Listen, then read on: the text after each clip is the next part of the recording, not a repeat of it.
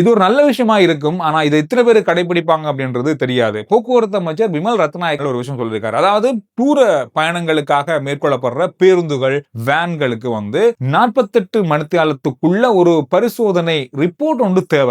இது வந்து ஒரு வாகனம் விட்டு வாகனம் செல்றாங்க அல்லது 100 கிலோமீட்டருக்கு மேல பயணிகளை ஏற்றி செல்ற பேருந்து, வேன்களுக்கு தான் இந்த நடைமுறை இருக்க போகுது. அதாவது இதுல பெரிய ஒரு சோதனை அல்ல.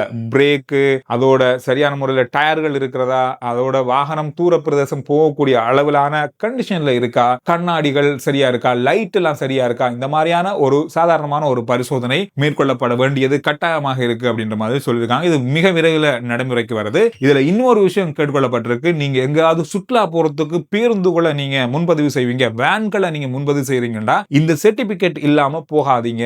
டயர்கள் இதெல்லாம் எடுக்கப்பட்ட 48 மணி நேரத்துக்குள்ள, அந்த பயணத்திற்கு 48 மணி நேரத்துக்குள்ள எடுக்கப்பட்ட சர்டிபிகேட்டா இருக்கணும், அந்த சான்றிதழ் இருக்கணும். அதுக்கு பிறகு 48 மணி நேரத்துக்கு பிறகு அது காலாவதியாகும். திரும்பவும் அந்த பயணம் பண்ற பேருந்து மீண்டும் அந்த பயண பத்திரத்தை எடுத்துக்கொள்ளணும். இது ஒரு நல்ல நடைமுறை. இது எந்த அளவுக்கு சாத்தியமாகும், இது தொடர்ந்து எல்லா பேருந்து ஓட்டுநர்கள் அல்லது பேருந்து வைத்திருக்கிறவங்களும் செய்வாங்களா அப்படின்றதான் கேள்விக்குறி. ஆனா இது ஒரு நல்ல வரவேற்கக்கூடிய ஒரு விஷயமாக இருக்கும்.